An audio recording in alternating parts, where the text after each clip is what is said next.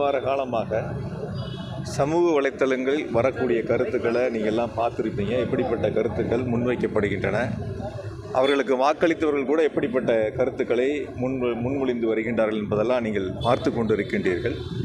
ஆக ஒரு வார காலம் இப்பொழுது ஆகியிருக்கின்றன. இன்னும் கொஞ்சம் பொறுமையாக இருந்து பார்ப்போம். இந்த அரசு எப்படி செல்கிறது என்பது, மக்களுக்கான திட்டங்களை எப்படி கொண்டு சேர்க்கின்றார்கள் என்பதை பொறுத்திருந்து பார்ப்போம். உண்மையான மாற்றத்தை நீங்கள் ஒரு வாரம் பார்க்குறீங்க, என்ன நல்லா மாற்றங்கள் நடந்திருக்குன்னு.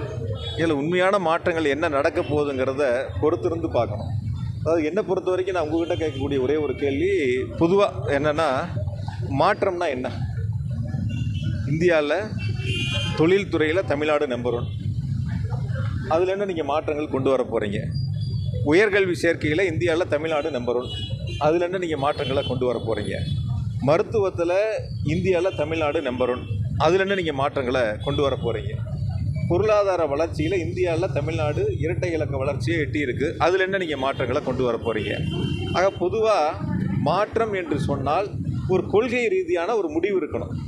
நாங்கள் கல்வியில் இந்த மாற்றங்களை செய்ய போகிறோம், நாங்கள் மருத்துவத்தில் இந்த மாற்றங்களை செய்ய போகிறோம், நாங்கள் தொழில்துறையில் இந்த மாற்றங்களை செய்ய போகிறோம் அப்படிங்கிறதெல்லாம் அவங்க தேர்தலுக்கு முன்பாக எதையும் சொல்லலை. இதெல்லாம் நாங்கள் செய்கிறோங்கிற அந்த வாக்குறுதிகளையும் அவங்க கொடுக்கலை.